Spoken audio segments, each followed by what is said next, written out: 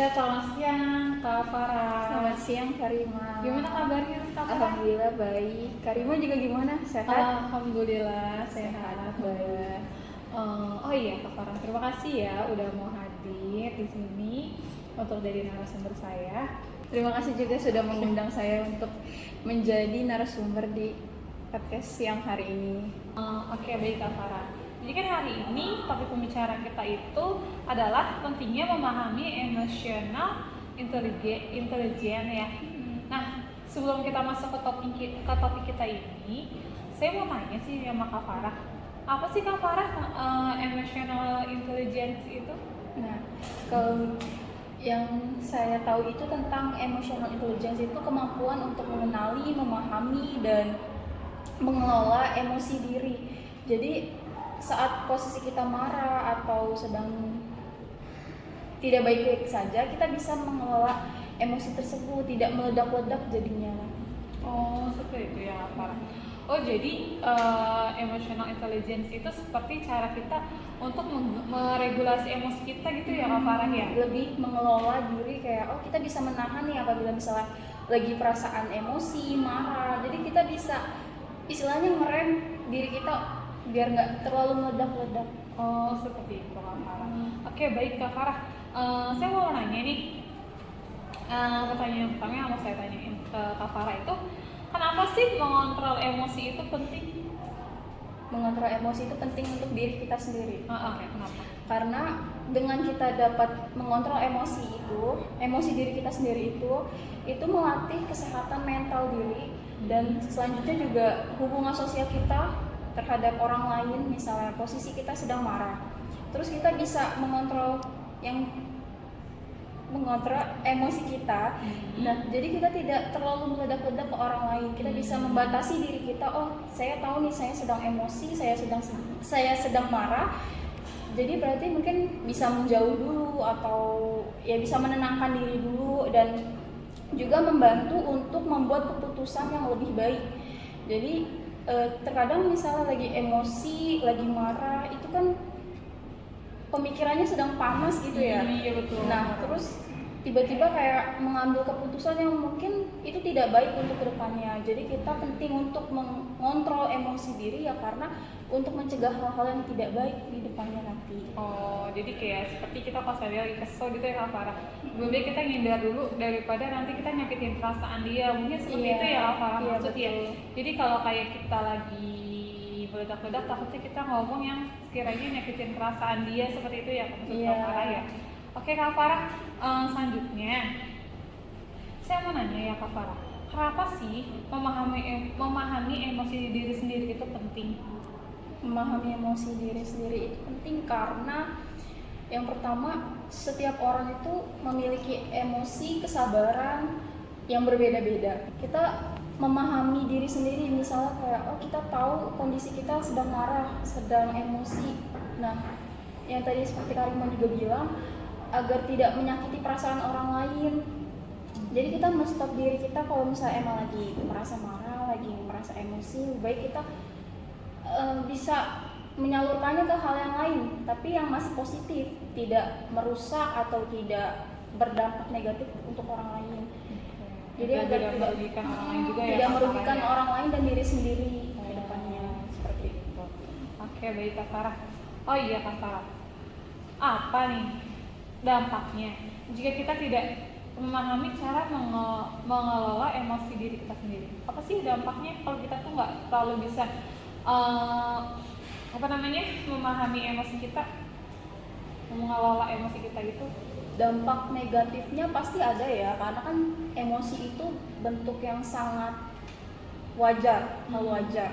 Nah, kalau misalnya kita tidak mengenali diri kita sendiri, misalnya kita sedang merasa marah atau sedih, tapi kita tidak tahu kalau misalnya sekarang perasaan saya ini sedang marah, tapi kita ya jadinya bisa bete atau bisa berperilaku kayak negatif ke orang lain, seenaknya gitu. Kayak misalnya ada orang lain datang ke kita, terus karena posisi kita sedang marah, sedang tidak enak, jadi kita kayak melampiaskannya ke orang lain, takutnya seperti itu. Jadi jatuhnya kayak kembali lagi seperti tadi ya Kak Farah, yang merugikan orang lain ya, Iya. atau apa jadi kena imbasnya gitu ya Kak Farah ya. Oke Kak Farah, selanjutnya saya mau nanya sama Kak Farah nih, mengapa self awareness itu perlu untuk kita? Self awareness itu kan, self itu diri, awareness itu kepedulian. Self awareness kepedulian tentang diri sendiri. Nah, topik kita kan tentang emotional intelligence kan, berarti memahami emosi diri sendiri. Nah, self awareness ini juga masih ada kaitannya sama emotional intelligence. Jadi self awareness kita sadar dan kita tahu diri kita sedang tidak baik-baik saja. Ya, jadi kita bisa berperilaku yang lebih baik. Misalnya lagi emosional nih, masih dibahas topik ini tentang emosi. Nah, kita jadi bisa, kita lagi emosi sama diri kita sendiri atau ada hal yang membuat emosi. Jadi kita bisa ngerasain nih self awareness, kita tahu lagi nggak baik-baik aja. Jadi kita kayak melakukan kegiatan positif gitu ya, kayak kita berolahraga, contohnya kayak bisa gitu ya, ke hal yang baik-baik aja. Kayak berjalan-jalan di taman kayak gitu ya Kak Farah ya. Oh, jadi kalau seandainya kita lagi ngerasa nggak baik-baik aja, lebih baik kita melakukan kayak hal positif, kayak dan menghindari yang kira-kiranya tuh bikin kita nggak nyaman gitu nggak sih Kak Farah, kalau kayak gitu ya. Oke, baik Kak Farah. Baik Kak Farah, pertanyaan selanjutnya nih, aku mau tanya, menurut Kak Farah, apakah regulasi emosi itu bisa dilatih Kak? Bisa, karena emotional intelligence itu bisa dilatih dengan cara lebih ditingkatkan rasa sabarnya. Walaupun emang emosi itu kan hal normal ya, hal wajar. Nah, saat kita emosi kita bisa menenangkan diri. Misalnya ada beberapa orang yang saat emosi dia menjauh dari keramaian atau menyendiri dalam beberapa waktu, atau juga bisa kayak tarik nafas, buang nafas, dan bisa juga kita berkomunikasi dengan orang lain untuk melupakan rasa emosi itu. Jadi ada beberapa hal positif yang bisa dilakukan untuk meningkatkan emotional intelligence. Kayak gitu. Berarti kalau misalnya kita lagi kesel sama orang itu sebenarnya kalau kita curhat ke teman itu salah satu cara ya untuk kita kayak ngelatih emosi kita untuk biar nggak terlalu meledak-ledak lagi dan nggak terlalu jadi bahan pikiran kita ya Kak. Jadi mungkin termasuk Karima yang orang yang harus bercerita ke teman lain itu nggak apa-apa banget. Yang penting kayak emosi kita tidak ditumpuk, atau suatu saat kalau misalnya emosi kita terus ditumpuk, kita memumpuk emosi itu nanti lama-lama akan meledak, dan mungkin kita nggak tahu meledaknya itu saat kapan dan kita sedang sama siapa, kita tidak tahu. Jadi takutnya misalnya kita sedang berinteraksi dengan anak, terus mungkin anak itu melakukan kesalahan dan rasa emosi yang lalu yang udah itu kan tertumpuk ya, karena Karima tidak meluapkannya atau tidak mengatasi saat itu juga. Nah, mungkin pas lagi interaksi sama anak atau lagi main sama anak bisa saat itu meledak emosinya. Kayak bener juga sih Kak Farah. Emang aku juga kadang suka melakukan hal itu sih Kak Farah, kayak misalnya aku lagi kesel nih di tempat kerja gitu ya. Kadang aku lebih baik kayak ya udah cerita sama siapa yang sekiranya saya bisa percaya gitu, biar pas saya pulang tuh udah nggak terlalu emosi lagi. Soalnya juga kan saya kan nih berhadapan sama anak kecil gitu ya, jadinya biar anak saya juga jadi nggak kena imbasnya dari karena emosi sama orang lain, jadi anak saya juga kena imbasnya gitu ya kali ya Kak Farah ya. Oh, jadi sebenarnya kita tuh ngebagi apa ya, maksudnya kayak rasa kesal kita ke orang lain untuk diceritakan itu sebenarnya nggak apa-apa ya Kak Farah ya, asalkan orang itu bisa dipercaya dan ya mungkin tidak terlalu ke yang masalah-masalah yang inti banget yang mungkin tidak semua hal harus diceritakan, itu juga bisa seleksi. Jadi kayak yang benar-benar ngeganjal di hati aja kali ya Kak Farah, biar nanti kalau seandainya kita udah sampai rumah atau kita udah ketemu orang lain, kita nggak terlalu meledak-ledak atau emosi kita jadinya nggak yang kayak per gitu ya, jadi sekalinya udah penuh langsung mental kalau kemana-mana gitu ya Kak Farah. Oke Kak Farah, selanjutnya nih Kak Farah, aku mau nanya, kenapa sih empati itu penting banget dalam hal ini? Jadi empati itu kan rasa empati atau rasa kayak kita peduli ke orang lain. Nah, itu penting karena membantu memahami perspektif orang lain sehingga komunikasi lebih efektif. Jadi misalnya kita nih contoh, Karima punya masalah terus cerita ke teman, dan kalau misalnya teman itu tidak memiliki rasa empati, ya pasti masalah Karima tidak akan selesai karena mungkin temannya kayak oh ya udah itu masalah biasa aja, itu santai aja, mungkin dibawa enjoy sama dia, padahal posisinya Karima tuh udah sangat sedih, sangat ya ceritanya bukan hal yang cerita biasa. Nah, kalau misalnya temannya tidak memiliki rasa empati, ya jadi kita komunikasi ke orang lain itu kurang, kita kurang memahami orang lain. Takutnya mungkin kan posisinya kebalik, mungkin temannya Karima cerita ke Karima. Nah, kalau misalnya Karima tidak memiliki rasa empati, ya mungkin temannya juga akan merasa kok kayaknya gue salah orang nih cerita ke Karima, ternyata Karima malah gak bisa ngasih solusi yang baik kayak gitu. Jadi kayak gak nyaman gitu ya Kak Farah ya. Iya ya Kak Farah. Jadi kayak seandainya kita cerita ke teman gitu, terus teman kita responnya cuma kurang baik. Jadi kan gak enak ya. Kita jadi kayak jangan-jangan dia nggak mau ngedengerin cerita kita, atau jangan-jangan sebenarnya dia juga sebenarnya kayak gak nyaman sama cerita kita gitu ya Kak Farah ya. Oke. Selanjutnya nih Kak Farah, aku mau tanya, bagaimana cara kita untuk meningkatkan EQ dalam kesehatan mental Kak Farah? Jadi emotional intelligence itu dapat membantu mengelola stres, terus juga kecemasan dan emosi negatif. Jadi karena kita sudah meningkatkan kesehatan mental nih, kita tahu diri kita mungkin pada saat emosi termasuk orang yang meledak-ledak, termasuk orang yang kayak emosinya sangat tinggi. Nah, kalau misalnya kita sudah memahami kesehatan mental diri kita sendiri, kita bisa meminimalisir perasaan emosi kita saat itu. Karena kan kita misalnya di luar itu nggak tahu bertemu dengan siapa, terus sifatnya seperti apa. Ya misalnya si orang itu buat kesal atau apa. Nah, karena kita sudah memperhatikan kesehatan mental diri sendiri, kita tahu dan kita awareness, kita self awareness maksudnya tuh kayak bukan mementingkan, maksudnya kita tahu nih diri kita seperti apa, sudah memahami diri sendiri. Memahami, gitu ya? Iya betul. Kita sudah memahami diri kita itu tipenya seperti apa saat marah. Nah, itu bisa meminimalisir. Jadi kayak lebih kita juga lebih kayak memilih orang juga nggak sih Kak Farah kalau kayak gitu. Jadi kayak kita tahu nih kalau dia ini tipe orangnya kayak gini dan kita tipe orangnya kayak gini. Daripada nanti kita jadi kesal gitu deket sama dia, lebih kita yang kayak ngomong secukupnya aja gitu ya Kak. Bisa. Kayak mengurangi interaksi sama dia, bukan berarti kita menjauhi dia gitu ya Kak ya. Oke. Selanjutnya Kak Farah, aku mau nanya lagi nih. Mengapa penting kita mengelola emosi negatif? Kenapa sih mengelola emosi negatif itu penting? Ya karena sesuatu hal yang misalnya kita lakukan atau kita omongin saat emosi, saat keadaan meledak, itu pasti kan kita secara tidak sadar mungkin perkataan kita atau perlakuan atau perbuatan kita ke orang lain itu mungkin bisa saja ternyata menyakiti perasaan orang lain nih. Nah, jadi sangat penting untuk mengelola emosi negatif itu agar terhindar dari hal-hal buruk yang mungkin bisa kita lakukan tanpa sadar ke orang lain. Seperti itu.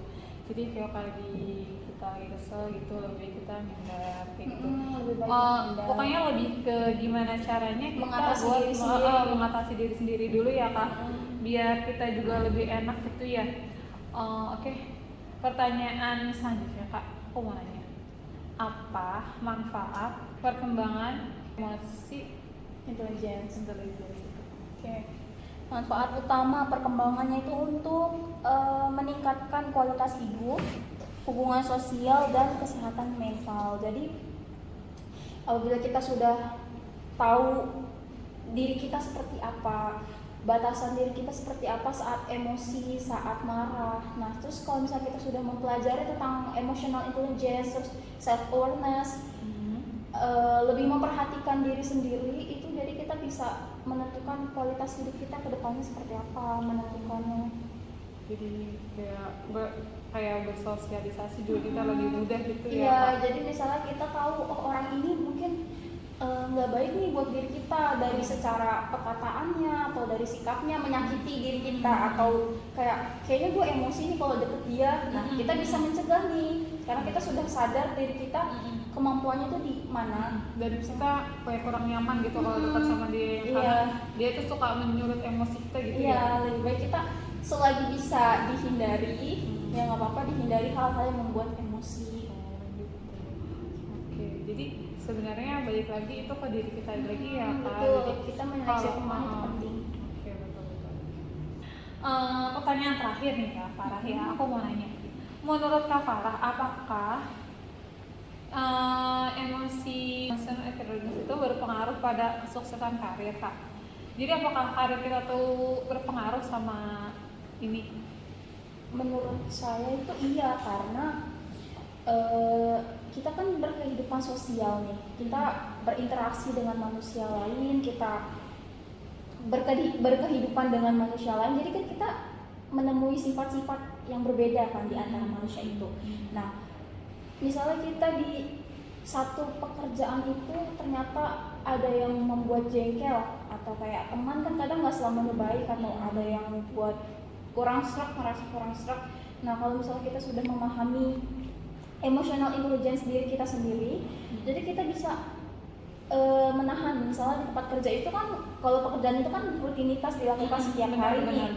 Kita ketemu orang itu terus dengan sifatnya dia mungkin yang buat naik darah atau apa. Masya Allah terus ya Kak. Nah, jadi kita bisa, kita tahu nih kalau misalnya kita ketemu dia, emosi kita akan memuncak, atau kayaknya dia lagi kayaknya bete banget nih ketemu dia. Nah, kita udah self awareness, kita sudah memahami emotional intelligence kita sudah tahu cara menanganinya gimana. Nah, itu bisa untuk bertahan di tempat kerja itu kalaupun emang masih kuat di situ gitu. Karena kan kesabaran kita juga ada batasnya ya. Oke Kak Farah, ini aku pengen nanya sesuatu, tapi ini pertanyaan untuk menurut Kak Farah sendiri ya, bukan dari menurut Kak Farah nih. Kalau tadi kan kita di lingkungan kerja ya Kak Farah. Kalau seandainya nih ya Kak Farah, ini pertanyaan dari aku pribadi ya. Kalau seandainya nih Kak Farah bekerja di suatu tempat. Kak Farah udah mengerti nih cara mengeregulasi emosi, cara kita untuk kayak kalau orang kayak gini kita harus kayak gimana gitu kan. Sedangkan nih kita mempunyai atasan di pekerjaan ini, orangnya itu tipe orang yang mut-mutan. Jadi kayak kalau mood dia lagi baik ya enak, tapi kalau mood dia lagi nggak baik, kita nggak salah pun kadang-kadang suka dicari-cari nih masalah gitu sama dia gitu Kak. Sedangkan dia ini kalau teman satu kerja, kayak teman satu divisi atau sama-sama jabatannya kan kita lebih enak ya, maksudnya kayak kalau dia kayak gini udah kita menghindar gitu. Sedangkan ini kan atasan kita ya Kak, kita nggak bisa dong menghindarin atasan kita gitu. Gimana sih menurut Kak Farah kalau cara kita untuk menanggapi orang yang seperti itu gitu Kak Farah? Coba Kak Farah. Kalau diri aku sendiri sih tergantung ya. Misalnya mood di pagi hari nih, mood kita masih baik banget, terus tiba-tiba pas nyampe kantor atasan ternyata dar-der banget dia, moodnya nggak jelas ya. Itu karena mood aku di paginya mungkin baik ya. Dari awal aku mood aku lagi baik nih, terus pas aku sampai kantor ternyata atasannya seperti itu. Aku kadang bisa dibawa enjoy, bisa akunya juga ikut kena bete. Nah, tapi karena aku mikir kayaknya seharian itu masih lama di kantor, masih banyak hal yang masih dikerjain, ya mungkin bisa dialihkan dengan kayak tenangin diri atau kayak misu-misu tapi di belakang kali ya. Gitu. tetap kayak ngerasa jengkel. Tetap ngerasa jengkel itu wajar banget. Jadi nggak selamanya kita jadi orang yang sempurna, itu nggak bisa kan. Nah, jadi mungkin bisa ya ke toilet terus kita kayak kesel sendiri, tapi setelah itu nanti kayak udah gak apa-apa jalanin aja. Nah, tapi mungkin bisa aku alihkan juga, misalnya pas jam istirahat jajan kayak atau beli makanan yang bisa naikin mood, setidaknya seperti itu. Oke, berarti kalau Kak Farah tipe orang yang kalau seandainya ada orang yang terlalu nyenengin Kak Farah, maksudnya bikin Kak Farah juga gak nyaman, Kak Farah lebih kayak apa sih yang balikin mood diri Kak Farah sendiri ya, misalnya kayak udah amat ya, lo mau suka kayak enggak kayak gitu ya Kak Farah, tipe orang yang kayak gitu ya. Oke.